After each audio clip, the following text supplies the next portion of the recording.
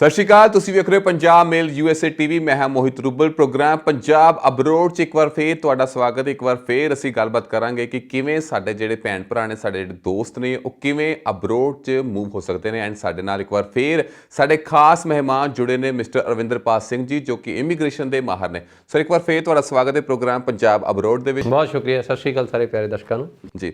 ਤਾਂ ਸਭ ਤੋਂ ਪਹਿਲਾਂ ਤਾਂ ਗੱਲ ਕਰਦੇ ਹਾਂ ਕਿ ਕੱਲ੍ਹ ਯਾਨੀ ਕਿ 5 ਨਵੰਬਰ ਨੂੰ ਜਿਹੜੀ ਇਮੀਗ੍ਰੇਸ਼ਨ ਦੀ ਐਕਸਪ੍ਰੈਸ ਐਂਟਰੀ ਜਿਹੜੀ ਚੱਲਦੀ ਹੈ, 166ਵੀਂ ਜਿਹੜੀ ਐਕਸਪ੍ਰੈਸ ਐਂਟਰੀ ਸੀ, ਉਹਦੀ ਜਿਹੜੀ ਕੱਟ ਆਫ ਆਈ ਹੈ ਉਹ 478, ਯਾਨੀ ਕਿ ਕੈਨੇਡਾ ਦੀ 478 ਆਈ ਹੈ।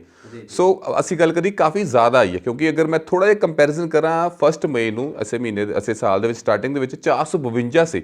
ਸੋ ਜਿਵੇਂ ਜਿਵੇਂ ਟਾਈਮ ਵੱਧ ਰਿਹਾ, ਜਿਹੜੇ ਨੰਬਰਸ ਨੇ ਉਹ ਵੱਧਦੇ ਜਾ ਰਹੇ ਨੇ। ਸੋ ਜਿਹੜੇ ਕਾਫੀ ਸਾਰੇ ਦੋਸਤ ਜਿਹੜੇ ਸਟੱਡੀ ਵੀਜ਼ਾ ਨੂੰ ਛੱਡ ਕੇ ਜਿਹੜੇ ਆਲਰੇਡੀ ਸਕਿਲਡ ਨੇ, ਉਹ ਇਸ ਵੀਜ਼ੇ ਨੂੰ ਪ੍ਰੈਫਰ ਕਰਦੇ ਨੇ। ਸੋ ਉਹਨਾਂ ਨੂੰ ਕੀ ਕਹਿਣਾ ਚਾਹੋਗੇ ਕਿ ਹਾਂ ਵੀ ਤੁਹਾਡੇ ਨੰਬਰ ਵੱਧ ਰਹੇ ਨੇ ਤੇ ਕਿਵੇਂ ਕਰਨਗੇ ਉਹ? ਬਿਲਕੁਲ ਮੋਹਿਤ ਸਰ, ਤੁਹਾਡਾ ਸਵਾਲ ਜਾਇਜ਼ ਆ ਔਰ ਯੈਸ, ਸਾਨੂੰ ਇਹਦੇ ਉੱਪਰ ਵਿਸ਼ਲੇਸ਼ਣ ਦੀ ਲੋੜ ਆ। ਕਾਰਨ ਇਹ ਹੈ ਕਿ ਅਸੀਂ ਹਾਲੇ ਪਿਛਲੇ ਪ੍ਰੋਗਰਾਮ 'ਚ ਦੱਸ ਕੇ ਹਟੇ ਹਾਂ ਕਿ ਕੈਨੇਡਾ ਨੇ ਇਮੀਗ੍ਰੇਸ਼ਨ ਕੱਟ ਆਫ ਹੋ ਜਾਣੀ ਹੈ, ਘਟ ਜਾਣੀ ਆ, ਔਰ ਆਉਣ ਵਾਲੇ ਸਮੇਂ 'ਚ ਕੈਨੇਡਾ ਨੂੰ ਇਮੀਗ੍ਰੈਂਟਸ ਜ਼ਿਆਦਾ ਚਾਹੀਦੇ ਆ।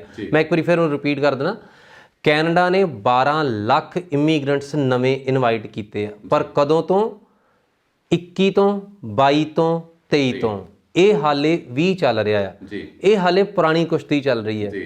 ਸੋ ਜਿਹੜਾ ਕੋਟਾ ਆ ਵੀਜ਼ਾ ਦਾ, ਲਗਭਗ 4 ਲੱਖ ਇਮੀਗ੍ਰੈਂਟਸ ਉਹਨਾਂ ਨੇ 2021 ਦੇ ਵਿੱਚ ਸੱਦਣੇ ਆ। 4,11,000 2022 ਦੇ ਵਿੱਚ ਸੱਦਣੇ ਆ, 4,21,000 2023 ਦੇ ਵਿੱਚ ਸੱਦਣੇ ਆ। ਸੋ ਤੁਸੀਂ ਵੇਖੋਗੇ ਇਹ 450 ਦੇ ਨੇੜੇ ਤੇੜੇ ਆ ਜਾਏਗੀ, 450 ਦੇ ਨੇੜੇ ਤੇੜੇ ਆ ਜਾਏਗੀ। ਬਿਕੋਜ਼ ਇਹ ਪ੍ਰੈਡਿਕਸ਼ਨਸ ਨੇ, ਅਜ਼ੰਪਸ਼ਨਸ ਨੇ। ਬਿਕੋਜ਼ ਕੈਨੇਡਾ ਨੇ ਕਦੀ ਵੀ ਇੰਨਾ ਵੱਡਾ, ਜਿਹਨੂੰ ਅਸੀਂ ਕਹਿੰਦੇ ਨਾ ਤਬਕਾ ਇਮੀਗ੍ਰੈਂਟਸ ਦਾ, ਉਹ ਕਦੀ ਵੀ ਨਹੀਂ ਸੱਦਿਆ। ਅੱਜ ਤੱਕ ਦੀ ਹਿਸਟਰੀ ਹੈ ਕਿ ਕੈਨੇਡਾ ਨੇ ਇਮੀਗ੍ਰੈਂਟਸ ਦਾ ਐਡਾ ਵੱਡਾ ਜਿਹੜਾ ਨੰਬਰ ਹੈ ਉਹ ਕੱਢਿਆ ਆ, ਉਹਦੀ ਗੱਲ ਕੀਤੀ ਆ। ਉਹ ਵੀ ਕਿਸ ਸਮੇਂ ਦੇ ਵਿੱਚ? ਜਦੋਂ ਲੋਕਡਾਊਨ ਹੋਇਆ, ਜਦੋਂ ਅੰਬੈਸੀਜ਼ ਪਾਰਸ਼ਲੀ ਵਰਕਿੰਗ ਤੇ ਆ ਜਾਂ ਅੰਬੈਸੀਆਂ ਤੱਕ ਬੰਦ ਨੇ, ਵੀਜ਼ਾ ਤੱਕ ਗ੍ਰਾਂਟ ਨਹੀਂ ਹੋ ਰਹੇ, ਨਵੇਂ ਇਮੀਗ੍ਰੈਂਟਸ ਨਹੀਂ ਆ ਰਹੇ। ਸੋ ਤੁਸੀਂ ਰੋਲ ਵੇਖੋ ਇਮੀਗ੍ਰੈਂਟਸ ਦਾ ਕੈਨੇਡਾ ਦੀ ਜਿਹੜੀ ਸਟਰਕਚਰ ਦੇ ਵਿੱਚ ਜਾਂ ਕੈਨੇਡਾ ਦੇ DNA ਦੇ ਵਿੱਚ। ਸੋ ਕੈਨੇਡਾ ਐਜ਼ ਏ ਇਕੋਨਮੀ ਅਗਰ ਅਸੀਂ ਗੱਲ ਕਰੀਏ, ਉਹ ਲਗਭਗ ਸਾਰੀ ਦੀ ਸਾਰੀ ਦੇਣ ਆ ਇਮੀਗ੍ਰੈਂਟਸ ਦੀ, ਸਟੂਡੈਂਟਸ ਦੀ, ਜਾਂ ਬਾਹਰੋਂ ਆ ਕੇ ਵਸੇ ਲੋਕਾਂ ਦੀ। ਸੋ ਇਹਨਾਂ ਨੂੰ ਦਰਕਿਨਾਰ ਕਦੇ ਨਹੀਂ ਕੀਤਾ ਜਾਊਗਾ। ਤੁਸੀਂ ਆਉਣ ਵਾਲੇ ਸਮੇਂ 'ਚ ਵੇਖਿਓ ਕਿ ਯੈਸ, ਜਿੱਦਾਂ ਤੁਸੀਂ ਬੋਲਿਆ ਕਿ ਅਗਰ ਅਸੀਂ ਮਹੀਨੇ ਦਰ ਮਹੀਨੇ ਵੇਖੀਏ ਤੇ ਉਹਦੇ ਵਿੱਚ ਤਾਂ ਲੱਗਦਾ ਕਿ ਯਾਰ ਇਹ ਪਹਿਲਾਂ ਘਟੀ ਸੀ, ਫਿਰ ਥੋੜ੍ਹੀ ਉੱਪਰ ਹੋਈ, ਫਿਰ ਥੱਲੇ ਹੋਈ, ਫਿਰ ਇਹ ਬਹੁਤ ਜ਼ਿਆਦਾ ਉੱਪਰ ਹੋ ਗਈ। ਸੋ ਯੈਸ, ਇਸ ਟਾਈਮ ਜਿਹੜੇ ਹਾਈਲੀ ਸਕਿਲਡ ਪ੍ਰੋਫੈਸ਼ਨਲ ਆ, ਜਿਹੜੇ ਡੈਸਪਰੇਟ ਨੇ ਬਾਕੀ ਸਾਰੀਆਂ ਇਕੋਨਮੀਜ਼ ਤੋਂ, ਪੂਰੇ ਮੁਲਕਾਂ ਤੋਂ, ਇਸ ਟਾਈਮ ਉਹਨਾਂ ਦੀ ਦੌੜ ਲੱਗੀ ਹੋਈ ਆ। ਉਹਨਾਂ ਨੂੰ ਲੱਗਦਾ ਕਿ ਅਸੀਂ ਹੋਰ ਕਿਤੇ ਨਾ ਕਿਤੇ ਪਹੁੰਚੀਏ ਜਾਂ ਇੱਕ ਐਸੇ ਮੁਲਕ ਪਹੁੰਚੀਏ ਜਿੱਥੇ ਜਾ ਕੇ ਸਾਡਾ ਅਗਲਾ ਭਵਿੱਖ ਸੁਰੱਖਿਅਤ ਹੋ ਸਕੇ। So they are moving to Canada. But ਜੇ ਤੁਸੀਂ ਲੌਂਗ ਰਨ ਦੇ ਵਿੱਚ ਵੇਖੋਗੇ, ਸਟੇਬਲਾਈਜ਼ ਹੋਊਗਾ ਓਵਰ ਦਾ ਨੈਕਸਟ 3 ਈਅਰਸ। ਇਹ ਤੁਸੀਂ ਵੇਖੋਗੇ ਇਹ ਆਪਣੇ ਆਪ ਥੱਲੇ ਆ ਜਾਣਾ ਆ। ਔਰ ਫਿਰ ਜਿੰਨੇ ਲੋਕ ਇਮੀਗ੍ਰੈਂਟਸ ਜਾਣਾ ਚਾਹੁੰਦੇ ਆ, ਮੇਰੀ ਤਾਕੀਦ ਹੈ ਉਹਨਾਂ ਨੂੰ ਕਿ ਐਕਸਪ੍ਰੈਸ ਐਂਟਰੀ ਬਹੁਤ ਵਧੀਆ ਫਾਰਮੂਲਾ ਆ। ਇਹਦੇ 'ਚ ਤੁਸੀਂ ਐਪਲੀਕੇਸ਼ਨਸ ਪਾ ਸਕਦੇ ਹੋ, ਰੈਂਕਿੰਗ ਦੇ ਉੱਪਰ ਆ। ਸੋ ਕੈਨੇਡਾ ਨੇ ਕੁਆਲਿਟੀ ਕੰਪਰੋਮਾਈਜ਼ ਨਹੀਂ ਕਰਨਾ। ਸੋ ਜਿੰਨੀਆਂ ਆਪਣੀ ਰੈਂਕਿੰਗਸ ਇੰਪਰੂਵ ਕਰ ਸਕਦੇ ਹੋ, ਰੈਂਕਿੰਗਸ ਦੇ ਇੰਪਰੂਵ ਕਰਨ ਦੇ ਫਾਰਮੂਲੇ ਤੁਹਾਨੂੰ ਲਾਈਕ ਜਿਹੜੀਆਂ ਕੈਨੇਡੀਅਨ ਦੀਆਂ ਆਫੀਸ਼ੀਅਲ ਸਾਈਟਸ ਆ ਉਹਨਾਂ ਉੱਪਰ ਮਿਲ ਜਾਣਗੀਆਂ, cic.gc.ca। ਸੋ ਤੁਸੀਂ ਆਪਣੇ ਆਪ ਨੂੰ ਚਾਰਜ ਅਪ ਰੱਖੋ ਔਰ and don't lose your heart. ਆਉਣ ਵਾਲਾ ਕੱਲ੍ਹ ਤੁਹਾਡਾ ਹੀ ਹੈ। ਜੀ ਬਾਕੀ ਦੋਸਤੋ, ਅਗਰ ਤੁਹਾਡੇ ਕੋਲ ਸਕਿੱਲਸ ਨੇ, ਤੁਹਾਡੀ ਐਜੂਕੇਸ਼ਨ ਹੈ, ਤੁਹਾਡੀ ਜਿਹੜੀ ਏਜ ਹੈ ਬਿਲਕੁਲ ਬ੍ਰੈਕਟ ਵਿੱਚ ਆਉਂਦੀ ਹੈ, ਤੁਹਾਡੇ ਜਿਹੜੇ ਮਾਰਕਸ ਨੇ ਬੜੇ ਵਧੀਆ ਬਣ ਸਕਦੇ ਨੇ ਐਂਡ ਤੁਹਾਡਾ ਵੀ ਚਾਂਸ ਲੱਗ ਸਕਦਾ, ਕਿਉਂਕਿ ਆਉਣ ਵਾਲੇ ਸਮੇਂ ਦੇ ਵਿੱਚ ਜਿਹੜੇ ਕੈਨੇਡਾ ਉਹ ਕਾਫੀ, ਜਿਵੇਂ ਸਰ ਨੇ ਕਿਹਾ ਕਿ ਇਮੀਗ੍ਰੇਟਸ ਨੂੰ ਸੱਦਾ ਦੇ ਰਿਹਾ। ਸੋ ਤੁਹਾਨੂੰ ਵੀ ਜਿਹੜਾ ਇਨਵੀਟੇਸ਼ਨ ਹੈ ਉਹ ਮਿਲ ਸਕਦਾ। ਸੋ ਤੁਸੀਂ ਅਗਰ ਉਸ ਵਿੱਚ ਬ੍ਰੈਕਟ ਵਿੱਚ ਐਲੀਜੀਬਲ ਹੁੰਦੇ ਹੋ। ਇਸ ਤੋਂ ਇਲਾਵਾ ਸਰ ਗੱਲ ਕਰੀਏ, ਕੈਨੇਡਾ ਸਟੂਡੈਂਟ ਬੇਸ 'ਤੇ ਲੋਕ ਕਾਫੀ ਜਾਂਦੇ ਨੇ ਐਂਡ ਰੀਸੈਂਟਲੀ ਜਿਹੜੀ ਉਹਨਾਂ ਦੀ ਐਜੂਕੇਸ਼ਨ ਹੈ ਉਹ ਆਨਲਾਈਨ ਕਰਵਾਈ ਗਈ ਹੈ, ਕਿਉਂਕਿ ਲੋਕਡਾਊਨ ਚੱਲ ਰਿਹਾ ਸੀਗਾ। ਉਹ ਕੀ ਹੁਣ ਉਹ ਪ੍ਰੋਸੈਸ ਕੰਟੀਨਿਊ ਹੋ ਰਿਹਾ? ਕੁਝ ਨਵੀਂ ਅਪਡੇਸ਼ਨ ਆਈ ਹੈ ਆਈ ਥਿੰਕ? ਯੈਸ, ਕੈਨੇਡਾ ਦੇ ਵਿੱਚ 20 ਅਕਤੂਬਰ ਤੋਂ ਨਵੀਆਂ ਅਪਡੇਸ਼ਨਸ ਨੇ। ਬਿਕੋਜ਼ ਪਹਿਲਾਂ ਕੀ ਸੀਗਾ ਕਿ ਕੈਨੇਡਾ ਨੇ ਆਪਣਾ ਸ਼ੇਅਰ ਨਹੀਂ ਛੱਡਿਆ ਸੀ, ਬਿਕੋਜ਼ GST ਕਲੈਕਸ਼ਨ ਦੇ ਚੱਕਰ ਦੇ ਵਿੱਚ ਕੈਨੇਡਾ ਨੇ ਆਨਲਾਈਨ ਕਲਾਸਿਸ ਬੱਚਿਆਂ ਦੀਆਂ ਲਵਾਈਆਂ ਸੀ। ਸੋ ਉਹ ਸਮਾਂ ਸਿਰਫ ਸੈਪਟੰਬਰ ਇਨਟੇਕ ਤੱਕ ਦਾ ਹੀ ਸੀਮਤ ਸੀਗਾ। ਬਿਕੋਜ਼ ਅਸੀਂ ਹੁਣ ਅਕਤੂਬਰ ਦੇ ਵਿੱਚ ਜਾ ਕੇ ਗੱਲ ਕਰ ਰਹੇ ਹਾਂ ਜਾਂ ਨਵੰਬਰ ਦੇ ਵਿੱਚ ਗੱਲ ਕਰ ਰਹੇ ਹਾਂ। ਸੋ ਅਸੀਂ ਉਹ ਏਰਾ ਪਾਸਟ ਹੋ ਗਿਆ ਸਾਡੇ ਲਈ। ਸੋ ਉਸ ਟਾਈਮ ਕੀ ਸੀਗਾ ਕਿ ਤੁਹਾਡੀ ਐਪਲੀਕੇਸ਼ਨ ਲੱਗੀ, ਦੈਨ ਤੁਹਾਡੇ ਕੋਲ ਐਪਲੀਕੇਸ਼ਨ ਦਾ ਅਪਰੂਵਲ ਆ ਜਾਂਦਾ ਸੀ। ਇਨ ਪ੍ਰਿੰਸੀਪਲ ਅਪਰੂਵਲ ਇਨ ਪ੍ਰਿੰਸੀਪਲ ਆ ਗਿਆ, ਵਿਚ ਇਜ਼ ਇਕੁਇਲੈਂਟ ਟੂ ਵੀਜ਼ਾ। ਇਹ ਲਗਭਗ ਵੀਜ਼ਾ ਦੇ ਬਰਾਬਰ ਹੈ। ਸੋ ਅਗਰ ਤੁਹਾਡਾ ਵੀਜ਼ਾ ਅਪਰੂਵ ਹੋ ਗਿਆ, ਤੁਸੀਂ ਆਪਣੀਆਂ ਆਨਲਾਈਨ ਕਲਾਸਿਸ ਤੁਹਾਨੂੰ ਕਾਲਜ ਕਹਿੰਦੇ ਸੀ ਲਾਉਣ ਨੂੰ, ਔਰ ਕਾਲਜਸ ਯੈਸ ਤੁਹਾਨੂੰ ਬੱਚਿਆਂ ਨੂੰ ਪ੍ਰੈਸ਼ਰਾਈਜ਼ ਵੀ ਕਰਦੇ ਰਹੇ ਕਿ ਤੁਸੀਂ ਕਲਾਸਿਸ ਆਪਣੀਆਂ ਆਨਲਾਈਨ ਲਾਓ। ਹਾਂ, ਜਿਹੜੇ ਬੱਚਿਆਂ ਨੇ ਆਨਲਾਈਨ ਕਲਾਸਿਸ ਨਹੀਂ ਲਾਈਆਂ ਉਹਨਾਂ ਨੂੰ ਹੋ ਸਕਦਾ ਆਉਣ ਵਾਲੇ ਸਮੇਂ 'ਚ ਕਿਸੇ ਬੁਰੇ ਦੌਰ 'ਚੋਂ ਗੁਜ਼ਰਨਾ ਪਵੇ ਕਿ ਉਹਨਾਂ ਦੇ ਵੀਜ਼ਾ ਸਕਸੈਸ ਰੇਟ ਵੀ ਘਟੇ, AIP ਆਉਣ ਤੋਂ ਬਾਅਦ ਵੀ ਹੋ ਸਕਦਾ ਉਹਨਾਂ ਦੇ ਰਿਫਿਊਜ਼ਲਸ ਹੋਣ। ਸੋ ਕਲਾਸਿਸ ਲਾਉਣੀਆਂ ਕਿਤੇ ਨਾ ਕਿਤੇ ਚੰਗਾ ਸੀਗਾ। ਸੋ ਜਿਹੜੇ ਬੱਚਿਆਂ ਨੇ ਲਾਈਆਂ ਉਹਨਾਂ ਦੇ ਵੀਜ਼ਾਸ ਆ ਜਾਣਗੇ, ਪਰ ਉਹ ਇਸ ਟਾਈਮ ਉਹ ਕਲੌਜ਼ ਵੋਇਡ ਹੋ ਗਿਆ, ਨਲ ਹੋ ਗਿਆ, ਖਤਮ ਹੋ ਗਿਆ, ਉਹ ਫਿਨਿਸ਼ ਅਪ ਹੋ ਗਿਆ। ਜਿਹੜਾ ਉਹ AIP ਵਾਲਾ ਪ੍ਰੋਸੈਸ ਸੀਗਾ, ਜਿਹੜਾ ਸੈਪਟੰਬਰ ਲਈ ਸਪੈਸ਼ਲ ਲਾਇਆ ਗਿਆ ਸੀ, ਉਹ ਖਤਮ ਕਰ ਦਿੱਤਾ ਗਿਆ। ਸੋ 20 ਅਕਤੂਬਰ ਤੋਂ ਨਵਾਂ ਰੂਲ ਆ ਗਿਆ ਹੁਣ ਕਿ ਤੁਸੀਂ ਆਪਣੀਆਂ ਐਪਲੀਕੇਸ਼ਨਸ ਜਿਹੜੀਆਂ ਉਹ ਆਨਲਾਈਨ ਲਾਓ। ਵੀਜ਼ਾ ਆਂਦਾ ਆ, ਔਰ ਓਵਰ ਦਾ ਨੈਕਸਟ ਜਿਹੜੇ ਆ ਪਿਛਲੇ 2 ਹਫ਼ਤੇ ਹੋ ਗਏ, ਇਹਦੇ ਵਿੱਚ ਬਹੁਤ ਸਾਰੇ ਬੱਚਿਆਂ ਨੂੰ ਕਾਲਸ ਆਈਆਂ ਨੇ, ਈਮੇਲਸ ਆਈਆਂ ਨੇ ਕਿ ਆਪਣੇ ਪਾਸਪੋਰਟ ਵੀਜ਼ਾ ਲਈ ਸਬਮਿਟ ਕਰ ਦਿਓ। ਸੋ ਜਿਹੜੇ ਬੱਚਿਆਂ ਦੇ ਹੁਣ ਵੀਜ਼ਾ ਆਉਣਗੇ ਉਹ ਫਿਜ਼ੀਕਲੀ ਟਰੈਵਲ ਕਰਨਗੇ, ਕਿਉਂਕਿ ਕੈਨੇਡਾ ਨੇ ਪਹਿਲਾਂ ਰੈਡੀ ਨਹੀਂ ਸੀ। ਸੋ ਇਸ ਟਾਈਮ ਪਹਿਲਾਂ ਸਾਡੇ ਕੋਲ ਇੱਕ ਨੋਟੀਫਿਕੇਸ਼ਨ ਆਈ ਕਿ ਇਹ ਸਾਰੇ ਦੇ ਸਾਰੇ ਕਾਲਜਸ ਕੋਵਿਡ ਰੈਡੀ ਹੋ ਗਏ। ਕੋਵਿਡ ਰੈਡੀ ਦਾ ਮਤਲਬ ਕਿ ਇਹਨਾਂ ਨੇ ਆਪਣੇ ਆਪ ਨੂੰ ਐਗਜ਼ੈਕਟਲੀ ਪ੍ਰਿਪੇਅਰ ਕਰ ਲਿਆ ਕਿ ਇਸ ਸਮੇਂ ਦੇ ਵਿੱਚ ਵੀ ਅਗਰ ਕਲਾਸਿਸ ਲਾਉਣੀਆਂ ਪੈਣ ਬੱਚਿਆਂ ਨੂੰ ਤਾਂ ਇਹਤਿਆਤ ਦੇ ਤੌਰ ਤੇ ਕਿਸ ਤਰੀਕੇ ਨਾਲ ਲਾ ਸਕਦੇ ਆ। ਸੋ ਇਹ ਫਾਰਮੂਲਾ ਆ ਗਿਆ ਹੁਣ Covid ready college, Covid ready college, ਇਹ ਵੀ ਕੋਵਿਡ ਰੈਡੀ ਕਾਲਜ। ਸੋ ਇਹ ਸਾਰੇ ਕਾਲਜਸ ਨੇ ਆਲਮੋਸਟ ਕੈਨੇਡਾ ਦੇ ਕੋਵਿਡ ਰੈਡੀ ਹੋ ਗਏ ਬਿਕਾਜ਼ ਕੰਪੀਟੀਸ਼ਨ ਹੈ ਕਿਤੇ ਨਾ ਕਿਤੇ। ਸੋ ਉਸ ਤੋਂ ਬਾਅਦ ਹੁਣ ਕੈਨੇਡਾ ਦੇ ਕਾਲਜਸ ਰੈਡੀ ਨੇ ਸਟੂਡੈਂਟਸ ਲਈ, ਤੇ ਨਾਲ ਹੀ ਨਵਾਂ ਫਰਮਾਨ ਆ ਗਿਆ ਕਿ ਯੈਸ ਸਟੂਡੈਂਟਸ ਉਹ ਟਰੈਵਲ ਕਰ ਸਕਦੇ ਹੋ। ਸੋ ਹੁਣ ਤੋਂ ਬਾਅਦ ਕਦੀ ਵੀ ਕਿਸੇ ਦਾ ਵੀਜ਼ਾ ਆਊਗਾ ਜਾਂ ਈਵਨ ਅਕਤੂਬਰ ਨਵੰਬਰ ਦੇ ਵਿੱਚ ਕਿਸੇ ਦਾ ਵੀ ਵੀਜ਼ਾ ਪ੍ਰੋਸੈਸ ਹੋਏਗਾ ਜਾਂ ਵੀਜ਼ਾ ਆਏਗਾ, ਉਹ ਸਟੂਡੈਂਟ ਫਿਜ਼ੀਕਲੀ ਟਰੈਵਲ ਕਰ ਸਕਦਾ ਔਰ ਆਪਣੀ ਪੜ੍ਹਾਈ ਉੱਥੇ ਰੈਗੂਲਰਲੀ ਅਟੈਂਡ ਕਰ ਸਕਦਾ ਹੈ। ਸੋ ਠੀਕ ਹੈ ਜੀ, ਇਹ ਵੀ ਇੱਕ ਗੁੱਡ ਨਿਊਜ਼ ਹੈ ਜਿਹੜੇ ਲੋਕੀ ਸਟੂਡੈਂਟਸ ਬੇਸ ਤੇ ਬਾਹਰ ਜਾਣਾ ਚਾਹੁੰਦੇ ਸੀਗੇ। ਇਸ ਤੋਂ ਇਲਾਵਾ ਜਿਹੜੀ ਹੁਣ ਅਸੀਂ ਅਗਲੀ ਗੱਲਬਾਤ ਕਰਾਂਗੇ ਉਹ USA ਦੇ ਰਿਗਾਰਡਿੰਗ ਗੱਲ ਹੋਵੇਗੀ, ਐਂਡ ਉਹ ਗੱਲਬਾਤ ਹੋਵੇਗੀ ਇੱਕ ਬ੍ਰੇਕ ਤੋਂ ਬਾਅਦ। ਹੁਣ ਸਮਾਂ ਹੋ ਚੁੱਕਾ ਇੱਕ ਬ੍ਰੇਕ ਦਾ। ਬ੍ਰੇਕ ਤੋਂ ਬਾਅਦ ਦੁਬਾਰਾ ਮਿਲਦੇ ਹਾਂ ਪ੍ਰੋਗਰਾਮ ਪੰਜਾਬ ਅਬਰੋਡ ਦੇ ਵਿੱਚ। ਭਾਵੇਂ ਤੁਸੀਂ ਕਰਾਉਣੀ ਹੋਵੇ ਓਬਾਮਾ ਕੇਅਰ ਹੈਲਥ ਇੰਸ਼ੋਰੈਂਸ ਜਾਂ ਫਿਰ ਮੈਡੀਕੇਅਰ ਇੰਸ਼ੋਰੈਂਸ ਕਰਾਉਣੀ ਹੋਵੇ ਤਾਂ ਇੱਕੋ ਇੱਕ ਨਾਂ ਯਾਦ ਰੱਖੋ, ਇੰਦਰਜੀਤ ਸਿੰਘ ਮਾਨ। ਇਹਨਾਂ ਨੂੰ ਲੰਮੇ ਸਮੇਂ ਦਾ ਤਜਰਬਾ ਹੈ। ਸਹੀ ਸਲਾਹ ਲੈਣ ਲਈ ਇਹਨਾਂ ਦੇ ਨਾਲ ਸੰਪਰਕ ਕਰੋ, ਭੁੱਲਣਾ ਨਹੀਂ। ਓਬਾਮਾ ਕੇਅਰ ਪਲਾਨ ਅਕਤੂਬਰ ਵਿੱਚ ਆਲਰੇਡੀ ਸ਼ੁਰੂ ਹੋ ਚੁੱਕੀ ਹੈ, ਇਸ ਲਈ ਇਹ ਇੰਸ਼ੋਰੈਂਸ ਅਗਲੇ ਸਾਲ ਲਈ ਜਲਦ ਤੋਂ ਜਲਦ ਰਿਨਿਊ ਕਰਾਓ। ਤੁਹਾਨੂੰ ਇਹਨਾਂ ਦੇ ਆਫਿਸ ਜਾਣ ਦੀ ਲੋੜ ਨਹੀਂ, ਘਰ ਬੈਠੇ ਹੀ ਫੋਨ ਤੇ ਸਰਵਿਸ ਲਓ। 916 900 2000 530 927 5777 916 900 2000 और 530 927 5777। ਬ੍ਰੇਕ ਤੋਂ ਬਾਅਦ ਸਵਾਗਤ ਹੈ ਪ੍ਰੋਗਰਾਮ ਪੰਜਾਬ ਅਬਰੋਡ ਦੇ ਵਿੱਚ। ਤੇ ਅਸੀਂ ਬ੍ਰੇਕ ਤੋਂ ਜਾਣ ਤੋਂ ਪਹਿਲਾਂ ਗੱਲਬਾਤ ਕੀਤੀ ਚੰਗੀ ਤਰ੍ਹਾਂ ਕੈਨੇਡਾ ਦੇ ਪ੍ਰੋਗਰਾਮਸ ਦੇ ਬਾਰੇ, ਤੇ ਹੁਣ ਅਸੀਂ ਗੱਲ ਕਰਾਂਗੇ USA ਯਾਨੀ ਕਿ United state of America. And ਗੱਲਬਾਤ ਕਰਨ ਲਈ ਸਾਡੇ ਨਾਲ ਮੌਜੂਦ ਨੇ mister Arvinderpal Singh ji. Sir, USA ਬਾਰੇ ਕੁਝ ਨਵੀਂ ਪਲੈਨਿੰਗ ਦੱਸੋ ਕਿ ਹਾਂ ਵੀ ਸਟੂਡੈਂਟਸ ਕਿਵੇਂ ਜਾ ਸਕਦੇ ਨੇ, ਕੁਝ ਵੱਖਰੀ ਚੀਜ਼ ਉਹਨਾਂ ਨੂੰ ਐਡਵਾਂਟੇਜ ਦੇ ਰਹੀ ਹੋਵੇ ਅੱਜ ਕੱਲ੍ਹ ਦੇ ਦਿਨਾਂ ਦੇ ਵਿੱਚ। USA ਦੁਨੀਆ ਦਾ ਪਹਿਲਾ ਮੁਲਕ ਆ ਜਿਹਨੇ ਬੇਸਿਕਲੀ ਸਟੂਡੈਂਟ ਵੀਜ਼ਾਸ ਨੂੰ ਪਹਿਲ ਕੀਤੀ, ਸਟਾਰਟ ਕੀਤਾ, ਔਰ ਅੱਜ ਵੀ ਇਹਨੂੰ ਅਸਲ ਸਟੂਡੈਂਟਸ ਦੀ ਦੁਨੀਆ ਦਾ ਮੱਕਾ ਕਿਹਾ ਜਾਂਦਾ ਬਿਕਾਜ਼ ਦੁਨੀਆ ਦੀਆਂ ਸਭ ਤੋਂ ਵੱਧ ਯੂਨੀਵਰਸਿਟੀਜ਼ ਅਮਰੀਕਾ ਦੇ ਵਿੱਚ ਹੀ ਨੇ ਔਰ ਸਭ ਤੋਂ ਵੱਧ ਇੰਟਰਨੈਸ਼ਨਲ ਸਟੂਡੈਂਟਸ ਦੀ ਤਾਦਾਦ ਉਹ ਵੀ ਅਮਰੀਕਾ ਦੇ ਵਿੱਚ ਹੀ ਆ। ਅਮਰੀਕਾ ਹੈ ਇੰਨਾ ਵੱਡਾ ਕਿ ਤੁਸੀਂ ਜਦੋਂ ਬਾਕੀ ਕੰਟਰੀਜ਼ ਨਾਲ ਕੰਪੇਅਰ ਕਰਦੇ ਹੋ ਮਤਲਬ ਇਹ ਉਸ ਰੇਸ 'ਚ ਨਹੀਂ ਆਉਂਦਾ, ਬਟ ਅਸਲ ਤੁਸੀਂ ਪ੍ਰੈਕਟੀਕਲੀ ਅਗਰ ਤੁਸੀਂ ਸਟੈਟਸ ਵੇਖੋਗੇ ਤਾਂ ਸਭ ਤੋਂ ਵੱਧ ਸਟੂਡੈਂਟਸ ਅਮਰੀਕਾ ਦੇ ਵਿੱਚ ਹੀ ਪੜ੍ਹਦੇ ਨੇ ਬਿਕਾਜ਼ ਅਲੱਗ-ਅਲੱਗ ਮੁਲਕਾਂ ਤੋਂ ਆਉਂਦੇ ਆ। ਸੋ ਕੈਨੇਡਾ ਦੇ ਵਿੱਚ ਸਾਰੇ ਮੁਲਕਾਂ ਤੋਂ ਸਟੂਡੈਂਟਸ ਨਹੀਂ ਆਉਂਦੇ, ਬਟ ਅਮਰੀਕਾ ਦੇ ਵਿੱਚ ਜਿਹੜੇ ਆਉਣ ਵਾਲੇ ਸਟੂਡੈਂਟਸ ਹੈ ਉਹ ਮਲਟੀਪਲ ਕੰਟਰੀਜ਼ ਤੋਂ ਆ। ਸੋ ਕੈਨੇਡਾ USA ਅੰਬੈਸੀ 16 ਤੋਂ 20 ਨਵੰਬਰ ਦੇ ਤੱਕ ਇਹ ਸਪੈਸ਼ਲ ਸਟੂਡੈਂਟ ਵੀਕ ਮਨਾ ਰਹੀ ਹੈ, ਜਿਹਦੇ ਵਿੱਚ ਕਿ ਜਿੰਨੇ ਵੀ ਕੌਂਸੂਲੇਟਸ ਨੇ ਜਾਂ ਅੰਬੈਸੀਜ਼ ਨੇ ਇੰਡੀਆ ਦੇ ਵਿੱਚ ਉਹ ਸਾਰੇ ਬੱਚਿਆਂ ਨੂੰ ਸਪੈਸ਼ਲ ਅਪਾਇੰਟਮੈਂਟਸ ਦਿੰਦੇ ਨੇ, ਸਪੈਸ਼ਲੀ ਸਟੂਡੈਂਟਸ ਨੂੰ। ਔਰ ਹੁਣ ਤੇ ਵੈਸੇ ਵੀ ਜਿਹੜੀ USA ਅੰਬੈਸੀ ਆ ਉਹ ਇਸ ਟਾਈਮ ਸਿਰਫ ਤੇ ਸਿਰਫ ਸਟੂਡੈਂਟਸ ਦੇ ਵੀਜ਼ਾ ਦੀ ਪ੍ਰੋਸੈਸ ਕਰ ਰਹੀ ਹੈ ਬਿਕਾਜ਼ ਉਹ 3 ਕੈਟਾਗਰੀਜ਼ ਨੇ F, J ਤੇ M। ਸੋ ਇਹਨਾਂ ਕੈਟਾਗਰੀਜ਼ ਨੂੰ ਹੀ ਪ੍ਰੋਸੈਸ ਕਰ ਰਹੀਆਂ, ਕਿਤੇ ਨਾ ਕਿਤੇ ਐਜੂਕੇਸ਼ਨ ਦੇ ਸੈਕਟਰ ਨਾਲ ਹੀ ਤਿੰਨੋਂ ਐਸੋਸੀਏਟਡ ਨੇ।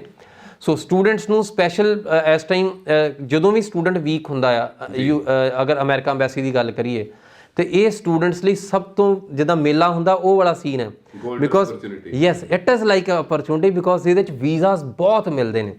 ਸੋ ਸਟੂਡੈਂਟਸ ਨੂੰ ਮੈਕਸਿਮਮ ਵੀਜ਼ਾਸ ਸਟੂਡੈਂਟ ਵੀਕ ਦੇ ਵਿੱਚ ਮਿਲਦੇ ਨੇ, ਜੋ ਕਿ ਅਗਰ ਸਟੂਡੈਂਟ ਵੀਜ਼ਾ ਤੁਸੀਂ ਅਪਲਾਈ ਕਰ ਰਹੇ ਹੋ ਜਾਂ ਤੁਹਾਡਾ ਪ੍ਰੋਸੈਸ ਦੇ ਵਿੱਚ ਕਿਤੇ ਨਾ ਕਿਤੇ ਹੈ ਤੇ ਟਰਾਈ ਕਰੋ ਕਿ ਅਗਰ ਤੁਹਾਨੂੰ ਅਪਾਇੰਟਮੈਂਟਸ ਇਹਦੇ ਨੇੜੇ ਤੇੜੇ ਮਿਲ ਸਕਣ ਬਿਕਾਜ਼ ਅਗਰ ਤੁਸੀਂ ਇਸ ਨੇੜੇ ਜਾ ਕੇ ਅਪਾਇੰਟਮੈਂਟਸ ਮਿਲ ਜਾਂਦੀਆਂ ਨੇ ਤੁਹਾਨੂੰ ਤਾਂ ਸਮਝੋ ਇਹ ਆਲਮੋਸਟ ਵੀਜ਼ਾ ਆ ਬਿਕਾਜ਼ ਇਹਦੇ 'ਚ ਇਸ ਟਾਈਮ ਜਿੰਨੀਆਂ ਯੂਨੀਵਰਸਿਟੀਜ਼ ਉਹ ਪੁਸ਼ ਕਰ ਰਹੀਆਂ ਨੇ, ਉਹ ਸਲੋਟਸ ਵੇਖ ਰਹੀਆਂ ਨੇ, ਸਾਡੇ ਕੋਲ ਮਿੰਟ ਤੇ ਅਪਡੇਟ ਆ ਰਹੀ ਹੈ ਕਿ ਇਹ ਸਲੋਟ ਓਪਨ ਹੋ ਗਿਆ, ਇਹ ਸਲੋਟ ਕਲੋਜ਼ ਹੋ ਗਿਆ, ਇਹ ਅੰਬੈਸੀ ਦੇ ਤਰੀਕ ਚੱਲ ਰਹੀ ਹੈ, ਕਲਕੱਤਾ 'ਚ ਇਹ ਚੱਲ ਰਹੀ ਹੈ, ਹੈਦਰਾਬਾਦ 'ਚ ਇਹ ਚੱਲ ਰਹੀ ਹੈ, ਬੰਬੇ 'ਚ ਇਹ ਚੱਲ ਰਹੀ ਹੈ, ਦਿੱਲੀ 'ਚ ਇਹ ਚੱਲ ਰਹੀ ਹੈ। ਸੋ ਜਿੰਨੇ ਕੌਂਸੂਲੇਟਸ ਨੇ ਇਹ ਸਾਰੇ ਅਪਾਇੰਟਮੈਂਟਸ ਦੇ ਰਹੇ ਆ। ਔਰ ਸਟੂਡੈਂਟਸ ਲਈ ਵੀਜ਼ਾ ਲੈਣਾ ਇੱਥੋਂ ਬਹੁਤ ਵੈਸੇ ਵੀ ਈਜ਼ੀ ਹੁੰਦਾ। ਹਾਲਾਂਕਿ ਸਾਡੇ ਪੰਜਾਬ ਦੇ ਸਟੂਡੈਂਟ ਥੋੜੇ ਡਰਦੇ ਆ, ਬਟ ਅਗਰ ਤੁਸੀਂ ਰੈਸਟ ਆਫ ਦਾ ਇੰਡੀਆ ਵੇਖੋਗੇ ਤਾਂ ਬਹੁਤ ਸਟੂਡੈਂਟ ਵੀਜ਼ਾ ਲੈਂਦੇ ਆ। ਔਰ ਅਮਰੀਕਾ ਜਿੱਦਾਂ ਦੱਸਿਆ, ਇੰਡੀਆ ਦੇ ਵਿੱਚ ਵੀ ਸਭ ਤੋਂ ਵੱਡੀ ਤਾਦਾਦ ਦੇ ਵਿੱਚ ਸਟੂਡੈਂਟਸ ਇਕੱਲੇ ਅਮਰੀਕਾ ਦੇ ਵਿੱਚ ਹੀ ਜਾਂਦੇ ਆ। ਤਾਂ ਤੁਸੀਂ ਹੁਣੇ ਗੱਲ ਕੀਤੀ ਕਿ ਜਿਹੜੇ ਪੰਜਾਬ ਦੇ ਸਟੂਡੈਂਟਸ ਨੇ ਉਹ ਬਹੁਤ ਡਰਦੇ ਨੇ USA ਦੇ ਵੀਜ਼ੇ ਦੇ ਲਈ। ਸਭ ਤੋਂ ਪਹਿਲਾਂ ਤਾਂ ਸ਼ਾਇਦ ਉਹ ਤਾਂ ਹੀ ਡਰਦੇ ਨੇ ਕਿ ਉਹ IELTS ਦੇ ਲਈ ਕਿ ਹਾਂ ਬਈ, ਸੋ ਕੀ IELTS ਦੇ ਨੰਬਰ ਕਿੰਨੇ ਕੁ ਐਲੀਜੀਬਲ ਚਾਹੀਦੇ ਨੇ ਇਸ ਪ੍ਰੋਗਰਾਮ ਦੇ ਲਈ? ਤੁਹਾਨੂੰ ਹੈਰਾਨੀ ਹੋਏਗੀ ਕਿ ਬਹੁਤ ਸਾਰੀਆਂ ਯੂਨੀਵਰਸਿਟੀਜ਼ ਤੁਹਾਨੂੰ IELTS ਚਾਹੀਦਾ ਨਹੀਂ ਆ। ਰੀਜ਼ਨ ਕੀ ਹੈ? ਜਦੋਂ ਵੀ ਤੁਸੀਂ ਯੂਨੀਵਰਸਿਟੀ ਜਾਂਦੇ ਹੋ, ਯੂਨੀਵਰਸਿਟੀ ਤੁਹਾਡਾ ਇੱਕ ਪ੍ਰੀਲਿਮ ਟੈਸਟ ਲੈ ਲੈਂਦੀ ਹੈ। ਸੋ ਜਿਸ ਲੈਵਲ ਦਾ ਬੱਚਾ ਹੈਗਾ, ਅਗਰ ਉਹਨੂੰ ਕੋਈ ਪ੍ਰੀ MBA ਕਲਾਸ, ਜਿੱਦਾਂ ਸਪੋਜ਼ ਮਾਸਟਰ ਲਈ ਜਾ ਰਿਹਾ, ਅਗਰ ਪ੍ਰੀ ਮਾਸਟਰਸ ਕੋਈ ਕਲਾਸ ਲੱਗਣੀ ਹੈ ਉਹ ਲੱਗ ਜਾਂਦੀ ਹੈ। ਉਸ ਤੋਂ ਬਾਅਦ ਉਹਦਾ ਰੈਗੂਲਰ ਜਿਹੜੀ ਕਲਾਸ ਸ਼ੁਰੂ ਉਹ ਹੋ ਜਾਂਦੀ ਹੈ। ਬਟ ਫਿਰ ਵੀ ਅਗਰ ਤੁਸੀਂ ਇੱਥੋਂ ਅਪਲਾਈ ਕਰ ਰਹੇ ਹੋ based upon your previous education ਔਰ ਤੁਹਾਡੇ ਜਿਹੜੇ ਪ੍ਰੀਵੀਅਸ ਟੀਚਰਸ ਦੀ ਰეკਮੈਂਡੇਸ਼ਨ ਦੇ ਉੱਪਰ US ਯੂਨੀਵਰਸਿਟੀ ਤੁਹਾਨੂੰ ਐਡਮਿਸ਼ਨ ਦਿੰਦੀਆਂ ਨੇ। ਹਾਲਾਂਕਿ ਬਹੁਤ ਸਾਰੀਆਂ ਯੂਨੀਵਰਸਿਟੀਜ਼ ਇੱਦਾਂ ਦੀਆਂ ਹੈਗੀਆਂ ਜਿਨ੍ਹਾਂ ਨੂੰ GRE, GMAT, SAT, TOEFL ਜਾਂ IELTS ਇਹ ਪ੍ਰੋਗਰਾਮ ਚਾਹੀਦੇ ਨੇ, ਇਹ ਟੈਸਟ ਚਾਹੀਦੇ ਆ। ਬਟ ਬਹੁਤ ਵੱਡਾ ਤਾਦਾਦ ਯੂਨੀਵਰਸਿਟੀਜ਼ ਦੀ ਉਹ ਵੀ ਆ ਜਿਨ੍ਹਾਂ ਨੂੰ ਕੁਛ ਨਹੀਂ ਚਾਹੀਦਾ। ਸੋ ਤੁਸੀਂ US ਦੀ ਯੂਨੀਵਰਸਿਟੀ 'ਚ ਪੜ੍ਹਨਾ ਚਾਹੁੰਦੇ ਹੋ, IELTS ਨਹੀਂ ਹੈਗਾ, ਪਰ ਇੱਥੇ ਫਿਰ ਉਹੀ ਗੱਲ ਹੈ ਕਿ IELTS ਤੋਂ ਬਿਨਾਂ ਗੁਜ਼ਾਰਾ ਹੋ ਜਾਣਾ ਆ, ਅੰਗਰੇਜ਼ੀ ਤੋਂ ਬਿਨਾਂ ਨਹੀਂ ਹੋਣਾ। ਬਿਕੋਜ਼ ਤੁਸੀਂ ਦੇਖੋ ਅਕੈਡਮਿਕਸ ਦੇ ਸਿਰ ਦੇ ਉੱਪਰ ਤੁਹਾਨੂੰ I-20 ਇਸ਼ੂ ਹੋ ਗਈ। I-20 ਮਾਫ ਕਰਨਾ ਮੈਂ ਦੱਸਣਾ ਭੁੱਲੇਗਾ, I-20 ਇਜ਼ ਦਾ ਓਫੀਸ਼ੀਅਲ ਜਿਹੜੀ ਕਨਫਰਮੇਸ਼ਨ ਆ ਇੱਕ ਬੱਚੇ ਦੀ US ਯੂਨੀਵਰਸਿਟੀ 'ਚ ਐਡਮਿਸ਼ਨ ਹੋਣ ਦੀ। ਜਿੱਦਾਂ ਬਾਕੀ ਕੰਟਰੀਆਂ ਤੋਂ ਫਾਈਨਲ ਲੈਟਰ ਆਫ ਅਸੈਪਟੈਂਸ ਆਉਂਦੀ ਹੈ, ਸੋ ਇੱਥੇ I-20 ਹੀ ਇਸ਼ੂ ਹੁੰਦੀ ਹੈ। ਸੋ I-20 is the final letter ਜਿਹਨੂੰ ਲੈ ਕੇ ਅਸੀਂ ਐਮਬੈਸੀ ਜਾਂਦੇ ਹਾਂ। ਸੋ I-20 ਇਸ਼ੂ ਕਰਨ ਲਈ ਜਿਹੜੇ ਯੂਨੀਵਰਸਿਟੀ ਨੇ ਤੁਹਾਡੇ ਅਕੈਡਮਿਕਸ ਵੇਖੇ, ਤੁਹਾਡੀਆਂ ਰეკਮੈਂਡੇਸ਼ਨਸ ਵੇਖੀਆਂ, ਤੁਹਾਡੇ ਫਾਈਨੈਂਸ਼ੀਅਲਸ ਵੇਖੇ। ਸੋ ਯੂਨੀਵਰਸਿਟੀ ਵੀ ਤੁਹਾਡੇ ਫਾਈਨੈਂਸ਼ੀਅਲਸ ਚੈੱਕ ਕਰਕੇ ਉਸ ਤੋਂ ਬਾਅਦ ਤੈਨੂੰ I-20 ਇਸ਼ੂ ਕਰਦੀ ਹੈ। ਸੋ ਜਿਹੜਾ ਤੁਹਾਡੀ ਲੈਂਗੁਏਜ ਦੀ ਰਿਕੁਆਇਰਮੈਂਟ ਆ ਉਹ ਤੁਹਾਡੀ ਐਮਬੈਸੀ ਚੈੱਕ ਕਰ ਰਹੀ ਹੈ। ਬਿਕੋਜ਼ ਤੁਸੀਂ ਜਾ ਕੇ ਸਟੂਡੈਂਟ ਵੀਜ਼ਾ ਦੇ ਉੱਪਰ ਜਾ ਕੇ ਕੈਟਾਗਰੀ ਵਿੱਚ ਜਾ ਕੇ ਤੁਸੀਂ ਵੀਜ਼ਾ ਆਫਿਸਰ ਦੇ ਨਾਲ ਪੰਜਾਬੀ 'ਚ ਗੱਲ ਨਹੀਂ ਕਰ ਸਕਦੇ। So you need to communicate in English. So ਇਸ ਕਰਕੇ ਜਿਹੜੇ ਬੱਚਿਆਂ ਨੂੰ ਅੰਗਰੇਜ਼ੀ ਆਉਂਦੀ ਆ, ਇੰਗਲਿਸ਼ ਜਿਨ੍ਹਾਂ ਤੋਂ ਜਿਹੜੇ ਇੰਗਲਿਸ਼ ਤੋਂ ਨਹੀਂ ਡਰਦੇ, ਸੋ ਉਹਨਾਂ ਲਈ IELTS ਦੀ ਕੋਈ ਲੋੜ ਨਹੀਂ ਆ, ਕੋਈ ਪੈਰਾਮੀਟਰਸ ਨਹੀਂ ਹੈਗੇ। ਸੋ ਤੁਸੀਂ ਕਿਸੇ ਵੀ ਯੂਨੀਵਰਸਿਟੀ ਵਿੱਚ ਪੜ੍ਹਨਾ ਹੋਵੇ ਸੋ ਤੁਸੀਂ ਬਿਨਾਂ IELTS ਤੋਂ ਪੜ੍ਹ ਸਕਦੇ ਹੋ। ਅਗਰ ਬਿਕੋਜ਼ ਬਹੁਤ ਸਾਰੀਆਂ ਕੰਡੀਸ਼ਨਸ ਨੇ, ਤੁਹਾਡਾ ਮੀਡੀਅਮ ਇੰਸਟਰਕਸ਼ਨ ਇੰਗਲਿਸ਼ ਪਹਿਲਾਂ ਰਿਹਾ ਹੈ, ਸੋ ਤੁਸੀਂ ਇੰਗਲਿਸ਼ ਬੋਲ ਲੈਂਦੇ ਹੋ, ਕੋਈ ਯੂਨੀਵਰਸਿਟੀ ਤੁਹਾਨੂੰ ਇੰਟਰਵਿਊ ਵੀ ਕਰ ਸਕਦੀ ਹੈ। ਸੋ ਕ੍ਰੈਡੀਬਿਲਿਟੀ ਕਿਤੇ ਨਾ ਕਿਤੇ ਚੈੱਕ ਹੋ ਜਾਂਦੀ ਹੈ। ਸੋ IELTS ਵਾਲਾ ਫੰਡਾ ਅਮਰੀਕਾ ਵਿੱਚ ਬਿਲਕੁਲ ਨਹੀਂ ਚੱਲਦਾ। ਸੋ ਔਰ ਦੂਸਰੇ ਪਾਸੇ ਅਮਰੀਕਾ ਕੈਨੇਡਾ ਦੇ ਨਾਲੋਂ ਬਿਲਕੁਲ ਵੱਖ ਆ। ਜਿਹੜੀ ਅਸੀਂ ਅਸੈਸਮੈਂਟ ਦੀ ਗੱਲ ਕਰੀਏ ਨਾ, ਕੈਨੇਡਾ ਦੇ ਵਿੱਚ ਪਾਲਿਸੀ ਹੈ ਕਿ ਕੈਚ ਦੈਮ ਯੰਗ ਵਾਲੀ, ਕਿ 18 ਸਾਲ ਦਾ ਬੱਚਾ ਆ, +2 ਕੀਤੀ ਹੈ, ਉਹਨੂੰ ਕੈਚ ਕਰੋ, ਉਹਨੂੰ ਲਾਈਕ 2 ਸਾਲ ਦੀ ਪੜ੍ਹਾਈ ਕਰੋ, ਕੰਮ ਤੇ ਲਾਓ। ਔਰ ਉਹ ਕੈਨੇਡੀਅਨ ਤਾਣੇ ਬਾਣੇ ਦੇ ਵਿੱਚ ਜਿਹਨੂੰ ਕਹਿੰਦੇ ਕਿ ਸਟੂਡੈਂਟ ਰਚਮੇ 'ਚ ਜਾਂਦਾ ਆ, ਉਹਦਾ ਹਿੱਸਾ ਬਣਾ ਦਿਓ। ਐਗਜ਼ੈਕਟਲੀ, ਉਹ ਕੈਨੇਡੀਅਨ ਸੁਸਾਇਟੀ ਦਾ ਉਹ ਉਸੇ ਤਰੀਕੇ ਨਾਲ ਹੀ ਕਿ ਨਾਈਸ ਕਾਰ, ਨਾਈਸ ਜੌਬ, ਨਾਈਸ ਹਾਊਸ, ਮਤਲਬ ਇਸ ਦੁਨੀਆ ਦੇ ਵਿੱਚ ਕਹਿ ਲਓ ਕਿ ਫਸ ਗਏ, EMI ਉਸੇ ਕੈਲਕੂਲੇਸ਼ਨ ਦੇ ਵਿੱਚ ਆ। ਅਮਰੀਕਾ ਜਿਹੜੀ ਦੁਨੀਆ ਆ, ਅਮਰੀਕਾ ਮੈਚਿਓਰ ਸਟੂਡੈਂਟਸ ਦੀ ਦੁਨੀਆ ਆ। ਸੋ ਅਮਰੀਕਾ ਇੱਕ ਤੁਸੀਂ ਸਟੂਡੈਂਟ ਹੈ ਜਿਹਨੇ 8-10 ਸਾਲ ਦੀ ਪੜ੍ਹਾਈ ਛੱਡੀ ਹੋਈ ਆ, ਅੱਜ ਉਹਨੂੰ ਨਵਾਂ ਕੋਈ ਬਿਜ਼ਨਸ ਆਈਡੀਆ ਆ ਰਿਹਾ, ਉਹਨੂੰ ਲੱਗ ਰਿਹਾ ਕਿ ਮੇਰੀ ਪੜ੍ਹਾਈ ਘੱਟ ਆ। ਸੋ ਫਾਈਨਲੀ ਇਹ ਮੱਕਾ ਆ ਜਿੱਥੇ ਜਾ ਕੇ ਅਗਰ ਪੜ੍ਹਾਈ ਕੀਤੀ ਜਾਵੇ ਤਾਂ ਉਹਦੀ ਦੁਨੀਆ ਅਲੱਗ ਹੋਏਗੀ। ਸੋ ਸਭ ਤੋਂ ਵੱਧ ਮਲਟੀ ਮਿਲੀਅਨੀਅਰ ਜਿਹੜੇ ਰਾਤੋਂ ਰਾਤ ਪੈਦਾ ਹੋ ਸਕਦੇ ਨੇ, ਅਮਰੀਕਾ ਉਹ ਵਾਲੀ ਜਗ੍ਹਾ ਆ। ਸੋ ਇਸ ਕਰਕੇ ਇੱਥੇ ਅਗਰ ਮੈਚਿਓਰ ਸਟੂਡੈਂਟਸ ਆ, ਅਗਰ ਤੁਹਾਡੇ ਕੋਲ ਗੈਪਸ ਆ ਐਜੂਕੇਸ਼ਨ ਦੇ ਵਿੱਚ, ਤੇ ਉਹ ਐਡਡ ਐਡਵਾਂਟੇਜ ਆ। ਅੰਬੈਸੀ ਦੇ ਦੇਖੋ ਕੰਮ ਕਰਨ ਦਾ ਤਰੀਕਾ ਕੀ ਆ ਕਿ ਅਗਰ ਤੁਸੀਂ ਸਪੋਜ਼ ਕਰੋ +2 ਕੀਤੀ ਹੈ, ਉਸ ਤੋਂ ਬਾਅਦ ਕੋਈ ਵੀ ਬੈਚਲਰਸ ਕੀਤੀ ਹੈ ਜਾਂ BTech ਕੀਤੀ ਹੈ, ਅੱਜ ਤੁਸੀਂ MTech ਲਈ ਜਾ ਰਹੇ ਹੋ ਜਾਂ ਮਾਸਟਰ ਇਨ ਸਾਇੰਸਿਸ ਲਈ ਜਾ ਰਹੇ ਹੋ, ਤੇ ਵੀਜ਼ਾ ਆਫਿਸਰ ਤੈਨੂੰ ਕੁਐਸਚਨ ਕਰੂਗਾ ਕਿ ਯਾਰ ਤੂੰ ਪਹਿਲਾਂ ਤੂੰ ਸਾਇੰਸਿਸ ਪੜ੍ਹੀ, ਉਸ ਤੋਂ ਬਾਅਦ ਤੂੰ ਫਿਰ ਲਾਈਕ BTech ਕਰੀ ਸੇਮ ਸਬਜੈਕਟ ਦੇ ਵਿੱਚ, ਤੇ 5 ਸਾਲ ਤੂੰ ਪੜ੍ਹਾਈ ਕੀਤੀ ਇੱਕ ਸਬਜੈਕਟ ਦੀ, ਕੰਮ ਕਿਉਂ ਨਹੀਂ ਕੀਤਾ? ਐਂਡ ਸਾਡੇ ਸਟੂਡੈਂਟਸ ਨਹੀਂ ਜੀ, ਮੈਨੂੰ 3-4 ਡਿਗਰੀਆਂ ਕਰਨੀਆਂ, ਮੈਂ ਫਿਰ ਕੰਮ ਬਾਰੇ ਸੋਚੂੰਗਾ। ਇਹ ਪਰਸੈਪਸ਼ਨ ਅਮਰੀਕਾ ਲਈ ਰੋਂਗ ਆ। ਅਮਰੀਕਾ ਦੇ ਲਈ ਕੀ ਆ ਕਿ ਜੋ ਪੜ੍ਹੇ ਹੋ, ਅਗਰ ਤੁਸੀਂ ਉਹਨੂੰ ਆਪਣੇ ਕਰੀਅਰ ਦੇ ਵਿੱਚ ਵਰਤਿਆ ਨਹੀਂ ਆ, ਇੰਪਲੀਮੈਂਟ ਨਹੀਂ ਕੀਤਾ, ਉਸ ਐਜੂਕੇਸ਼ਨ ਨੂੰ ਯੂਟਿਲਾਈਜ਼ ਨਹੀਂ ਕੀਤਾ, and you just keep on adding degrees under your belt, ਕਿ ਇੱਕ ਡਿਗਰੀ ਮਾਸਟਰਸ ਕਰ ਲਈ, ਦੂਜੀ ਮਾਸਟਰ ਕਰ ਲਈ, ਤੀਜੀ ਮਾਸਟਰ ਕਰ ਲਈ, ਰਾਈਟ?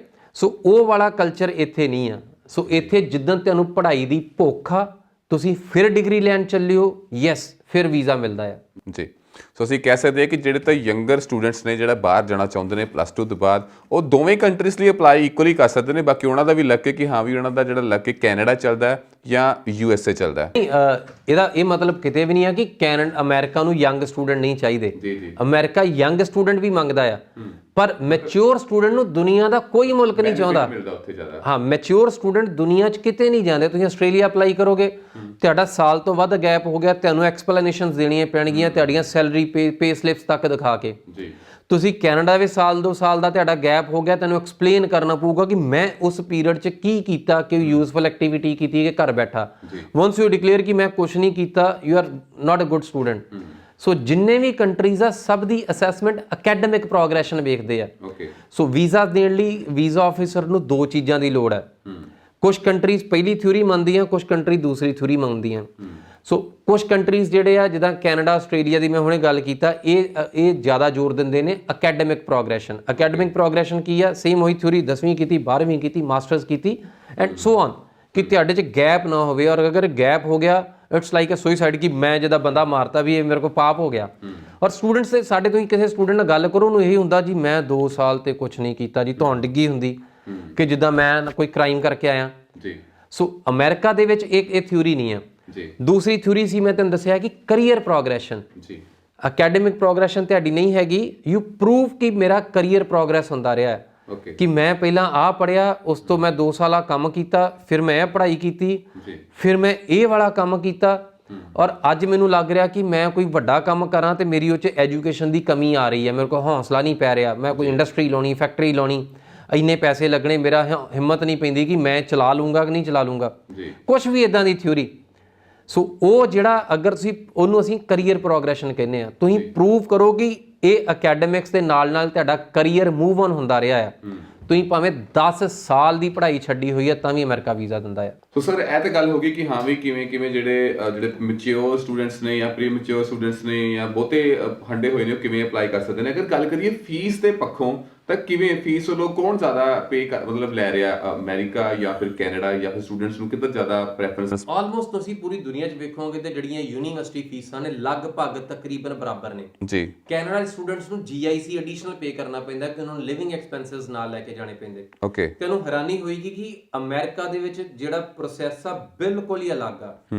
ਅਮਰੀਕਾ ਦੇ ਵਿੱਚ ਤੁਸੀਂ ਯੂਨੀਵਰਸਿਟੀ ਦੀ ਫੀਸ ਉਦੋਂ ਦਿੰਦੇ ਹੋ ਜਦੋਂ ਤੁਹਾਡਾ ਵੀਜ਼ਾ ਅਪਰੂਵ ਹੋ ਗਿਆ, ਤੁਸੀਂ ਪਾਸਪੋਰਟ ਰਿਸੀਵ ਕਰਕੇ ਜੇਬੇ 'ਚ ਪਾ ਲਿਆ, ਉਸ ਤੋਂ ਬਾਅਦ ਤੁਸੀਂ ਸੋਚਦੇ ਕਿ ਅੱਛਾ ਮੈਂ ਯੂਨੀਵਰਸਿਟੀ ਦੀ ਫੀਸ ਹੁਣ ਇੱਥੇ ਪੇ ਕਰਾਂ ਕਿ ਜਾ ਕੇ ਪੇ ਕਰਾਂ। ਓਕੇ, ਸੋ ਬਾਕੀ ਸਾਰੇ ਕੰਟਰੀਜ਼ ਦੀ ਜਿਹੜੀ ਕਾਸਟਿੰਗ ਆ ਤੁਸੀਂ ਪਹਿਲਾਂ ਹੀ ਕਾਫੀ ਪੇ ਕਰਦੇ ਹੋ, ਬਿਕਾਜ਼ ਤੁਸੀਂ ਯੂਨੀਵਰਸਿਟੀ ਫੀਸ ਪੇ ਕਰਦੇ ਹੋ। ਜਿੱਦਾਂ ਕੈਨੇਡਾ ਦੀ ਆਪਾਂ ਗੱਲ ਕਰ ਲਈਏ, ਤੁਸੀਂ ਸਾਲ ਦੀ ਯੂਨੀਵਰਸਿਟੀ ਦੀ ਫੀਸ ਪੇ ਕਰਦੇ ਹੋ ਜਾਂ ਕਾਲਜ ਦੀ ਫੀਸ ਪੇ ਕੀਤੀ, ਉਸ ਤੋਂ ਬਾਅਦ 1 ਸਾਲ ਦਾ ਰਹਿਣ ਸਹਿਣ ਦਾ ਖਰਚਾ ਵੀ ਤੁਹਾਨੂੰ ਪੂਰਾ ਦਿਖਾਉਣਾ ਪਏਗਾ, ਉਹ ਵੀ ਤੁਹਾਨੂੰ ਟ੍ਰਾਂਸਫਰ ਕਰਨਾ ਪਏਗਾ ਕੈਨੇਡਾ ਦੇ ਵਿੱਚ ਜੀ। ਸੋ ਤੁਸੀਂ ਦੋਨੋਂ 1 ਸਾਲ ਦਾ ਰਹਿਣ ਸਹਿਣ ਤੇ 1 ਸਾਲ ਦਾ ਫੀਸ ਜਿਹੜੀ ਇਹ ਦੋਨੋਂ ਟ੍ਰਾਂਸਫਰ ਕਰੋਗੇ, ਉਸ ਤੋਂ ਬਾਅਦ ਤੁਸੀਂ ਐਲੀਜੀਬਲ ਹੁੰਦੇ ਹੋ ਅੰਬੈਸੀ ਜਾਣ ਲਈ। ਓਕੇ, ਅਮਰੀਕਾ ਦੀ ਅੰਬੈਸੀ ਇਹ ਹੈ ਕਿ ਤੁਹਾਡਾ ਵੀਜ਼ਾ ਪਹਿਲਾਂ ਅਪਰੂਵ ਹੋਏਗਾ, ਪਾਸਪੋਰਟ ਤੁਸੀਂ ਰਿਸੀਵ ਕਰੋਗੇ, ਉਸ ਤੋਂ ਬਾਅਦ ਤੁਸੀਂ ਸੋਚੋਗੇ ਕਿ ਮੈਂ ਯੂਨੀਵਰਸਿਟੀ ਦੀ ਫੀਸ ਪੇ ਕਰਾਂ, ਕਿੰਨੀ ਪੇ ਕਰਾਂ। ਸੋ ਯੂਨੀਵਰਸਿਟੀ ਤੁਹਾਨੂੰ ਉਹਦੇ ਚ ਪਲਾਨ ਦਿੰਦੀ ਹੈ, tuition payment plans, we call it TPP। Okay, so TPP ਦੇ ਅਕੋਰਡਿੰਗ ਤੁਸੀਂ ਅਗਰ ਪਹਿਲਾਂ ਇੰਨੀ ਪੇ ਕਰਦੇ ਹੋ ਤੁਹਾਨੂੰ ਚ ਡਿਸਕਾਊਂਟ ਮਿਲਦਾ, ਬਾਅਦ ਚ ਪੇ ਕਰਦੇ ਤੁਹਾਨੂੰ ਮਤਲਬ ਸੋ ਜਿਸ ਤਰੀਕੇ ਨਾਲ ਨਾਰਮਲ ਬੈਂਕਿੰਗ ਸਾਡੀ ਚੱਲਦੀ ਹੈ ਜੀ। ਸੋ ਅਮਰੀਕਾ ਦੇ ਵਿੱਚ ਚੀਜ਼ਾਂ ਫਿਰ ਸਭ ਤੋਂ ਡਿਫਰੈਂਟ ਕੀ ਆ ਕਿ ਤੁਸੀਂ ਕੈਨੇਡਾ ਦੇ ਵਿੱਚ ਫਾਈਲ ਆਪਣੀ ਲਾਈ, ਤੁਸੀਂ ਵੇਟ ਕਰ ਰਹੇ ਹੋ ਡਿਸੀਜਨ ਦੀ ਕਿ ਮੇਰਾ ਫੈਸਲਾ ਕਦੋਂ ਆਵੇਗਾ। ਓਕੇ, ਅਮਰੀਕਾ ਦੇ ਵਿੱਚ ਤੁਸੀਂ ਆਪਣੀ ਫਾਈਲ ਲੈ ਕੇ ਵੀਜ਼ਾ ਅਫਸਰ ਦੇ ਸਾਹਮਣੇ ਗਏ, 2-4 ਮਿੰਟ ਗੱਲਬਾਤ ਕੀਤੀ, immediately right on the spot ਤੁਹਾਨੂੰ ਪਤਾ ਹੈ ਕਿ ਮੇਰਾ ਵੀਜ਼ਾ ਅਪਰੂਵ ਹੋਇਆ ਕਿ ਨਹੀਂ ਹੋਇਆ। ਇਨ ਕੇਸ ਤੁਹਾਡਾ ਵੀਜ਼ਾ ਡਿਨਾਈ ਹੋਇਆ, ਵੀਜ਼ਾ ਆਫਿਸਰ ਕਹੇਗਾ sorry gentleman, here is your passport, I cannot grant you visa. So ਤੁਹਾਨੂੰ ਪਾਸਪੋਰਟ ਵਾਪਸ ਕਰ ਦੇਗਾ। Okay, so on the other hand ਅਗਰ ਤੁਹਾਡਾ ਵੀਜ਼ਾ ਅਪਰੂਵ ਹੋਇਆ, ਤੁਹਾਡਾ ਪਾਸਪੋਰਟ ਰਿਸੀਵ ਕਰਕੇ ਰੱਖ ਲਿਆ ਜਾਂਦਾ and they congratulate sir your visa is approved. Okay, so ਤੁਸੀਂ ਦੇਖੋ ਕਿ ਇਹਦੇ ਲਈ ਤੁਸੀਂ ਜਿੱਦਾਂ ਕਹਿੰਦੇ ਕਿ ਰੋਜ਼-ਰੋਜ਼ ਮਰਨਾ ਉਹ ਨਹੀਂ ਪੈਂਦਾ, ਬੱਚੇ ਨੂੰ ਵੀ ਜੀ ਤਣਾਅ ਨਹੀਂ ਰਹਿੰਦਾ। ਸੋ ਇਮੀਡੀਏਟਲੀ ਜੋ ਹੋਇਆ, ਇਮੀਡੀਏਟਲੀ ਫਾਇਦਾ ਤਾਂ ਵੀ, ਨੁਕਸਾਨ ਹੋਇਆ ਤਾਂ ਵੀ, ਇਮੀਡੀਏਟਲੀ ਦੁੱਧ ਦਾ ਦੁੱਧ, ਪਾਣੀ ਦਾ ਪਾਣੀ, ਉਸੇ ਟਾਈਮ ਹੋ ਗਿਆ ਜੀ। ਸੋ ਅਸੀਂ ਕਹਿ ਸਕਦੇ ਹਾਂ ਕਿ ਅਸੀਂ ਜਿਹੜਾ ਅੱਜ ਦਾ ਪ੍ਰੋਗਰਾਮ ਹੈ ਉਹ ਕਾਫੀ ਵਧੀਆ, ਕਾਫੀ ਡੂੰਘਾਈ ਨਾਲ ਰਿਹਾ। ਦੋਵਾਂ ਪੱਖਾਂ ਦੀ ਗੱਲ ਕੀਤੀ ਹੈ, ਕੈਨੇਡਾ ਦੀ ਵੀ ਤੇ USA ਦੇ ਵੀ, ਖਾਸ ਕਰਕੇ ਸਟੂਡੈਂਟ ਵੀਜ਼ੇ ਦੀ ਅਸੀਂ ਗੱਲ ਕੀਤੀ ਹੈ। ਸੋ ਆਈ ਹੋਪ ਕਿ ਤੁਹਾਨੂੰ ਸਾਡਾ ਜਿਹੜਾ ਅੱਜ ਦਾ ਪ੍ਰੋਗਰਾਮ ਉਹ ਕਾਫੀ ਪਸੰਦ ਆਇਆ ਹੋਵੇਗਾ। ਇਸ ਤੋਂ ਇਲਾਵਾ ਅਗਰ ਤੁਹਾਡੀ ਕੋਈ ਹੋਰ ਕੁਐਰੀ ਹੈ, ਤੁਸੀਂ ਕੁਝ ਹੋਰ ਪੁੱਛਣਾ ਚਾਹੁੰਦੇ ਹੋ, ਤੁਸੀਂ ਸਾਨੂੰ ਸਾਡੇ YouTube ਚੈਨਲ ਪੰਜਾਬ ਮਿਲ USA ਦੇ YouTube ਚੈਨਲ ਥੱਲੇ ਜਾ ਕੇ ਸਾਨੂੰ ਕਮੈਂਟ ਸੈਕਸ਼ਨ ਵਿੱਚ ਕਮੈਂਟ ਕਰਕੇ ਸਾਨੂੰ ਦੱਸ ਦਿਓ। ਸੋ ਤੁਸੀਂ ਸਾਨੂੰ ਆਪਣਾ ਕੀਮਤੀ ਸਮਾਂ ਦਿੱਤਾ, ਇੰਨੀ ਸੋਹਣੀ ਜਾਣਕਾਰੀ ਸਾਡੇ ਸਾਰੇ ਦਰਸ਼ਕਾਂ ਨਾਲ ਸਾਂਝੀ ਕੀਤੀ, ਤੁਹਾਡਾ ਬਹੁਤ ਬਹੁਤ ਧੰਨਵਾਦ। ਸ਼ੁਕਰੀਆ sir, thank you so much.